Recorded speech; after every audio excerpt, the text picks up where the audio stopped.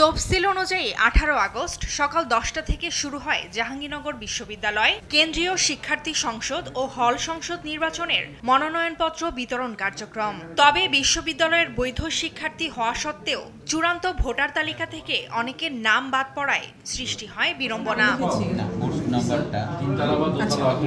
যে কারণে সকাল থেকে দুপুর পর্যন্ত মনোনয়নপত্র সংগ্রহ করেন মাত্র 5 শিক্ষার্থী।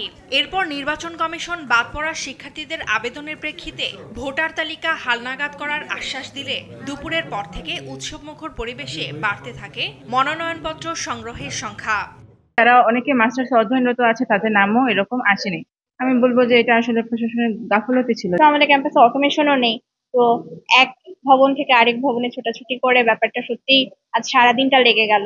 ভিপি পদে দাঁড়ানোটা হচ্ছে গিয়ে প্রতিবাদ স্বরূপ যে ক্যাম্পাসে আমরা কোনো লেজুরভিত্তিক রাজনীতি চাই না।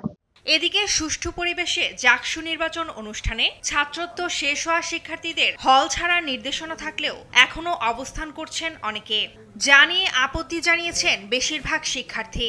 অন্যদিকে মনোনয়ন ফরম সংগ্রহ ও জমা দেওয়ার আরও 2 দিন সময় বাড়ানোর দাবি জানিয়ে আবেদন করেছে জাবি ছাত্রদল।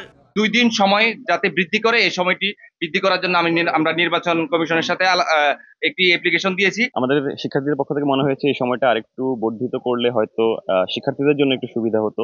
প্রথম দিনের মনোনয়ন বিতরণ ও সংগ্রহ শেষে জাকসু নির্বাচন কমিশন জানায় কেন্দ্রীয় সংসদ নির্বাচনে 46 জন ও 21টি হল সংসদে 86 জন সংগ্রহ করেছেন মনোনয়নপত্র, যার কেউই প্রথম দিন জমা দেয়নি মনোনয়নপত্র।